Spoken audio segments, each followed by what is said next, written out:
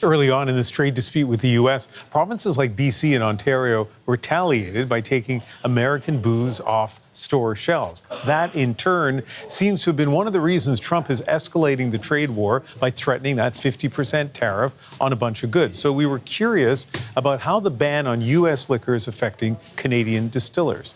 James Lester is the co-owner of Sons of Vancouver Distillery, known for its rye whiskies and spirits. Thank you very much for coming in. Thank you, Ian. First of all, describe your products for us. Yeah, we focus on rye-forward whiskey.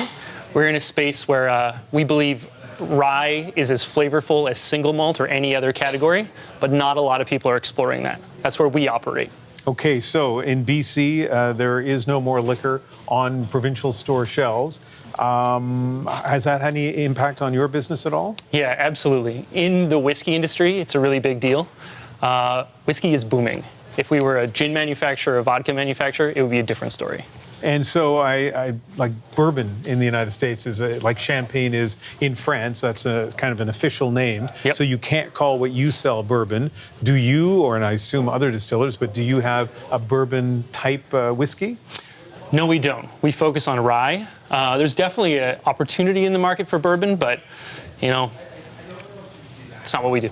Yeah. So in terms of increased business, so you're selling more at the liquor store? We are, yeah. And are you selling more at bars? Definitely more at bars. Yeah? Yeah, everything is up. Huh.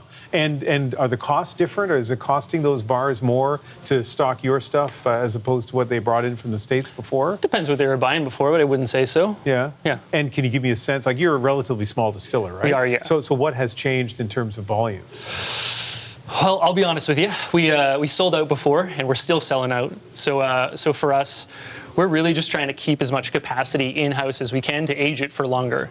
You know, whiskey, can't rush a good thing. Yeah. So for us, we're actually trying to slow down a little bit. We don't distribute as much out east anymore. We distribute very little in the States now. Yeah. And then you speak to other distillers, presumably. So give us the broad view of what's happening in the business. So as you mentioned, really this is about whiskey. And so for other whiskey makers that you talk to, either in BC or elsewhere in the country, what's their story? Yeah, you kind of have two different categories. You have, like you mentioned, a lot of guys jumping on the bourbon train. What's really interesting to see is distilleries who are focusing on making long-term changes. We all assume that a few years from now, 2 or 3 years, bourbon will be back on the shelf, but it's the distillers who are focusing on changing habits for consumers and changing habits for bartenders that are going to make the long-term shift. Which means what? Where people asked for Jack Daniels or something else, maybe in 2 years, they may ask for Sons of Vancouver? Yeah, I think it's the distillers who are building long-term habits with the customer. So when things go back to the way they were before, those customers will ask for Canadian whiskey still. I believe what's going to happen is we're going to have a lot of bourbon manufacturers coming in with really big budgets that haven't been used in a few years. So a wall is up between Canada and the United States in various industries, including for liquor, yeah, right? I'd say so. And so supposedly the walls are supposed to come down between provinces. Is that happening? I've heard a lot of talk about it. In general, what I've seen is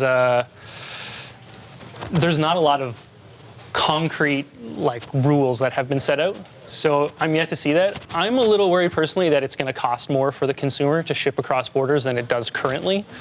Right now, it's a little bit of a gray area, and some provinces participate and some don't. You know, there's a great trade relationship between Manitoba and Saskatchewan and British Columbia, but not so much Alberta. What I've seen is the idea is to create parity and create an even playing field, which usually means you're going to pay more money. One last thing. The premier here in British Columbia, when asked whether he was going to overturn the ban and allow U.S. liquor back on store shelves here, he said something like, hell no, or no way in hell that that's going to happen. Sounds about right. How do you feel about that? That's, as long as they're playing hardball, we shouldn't back down.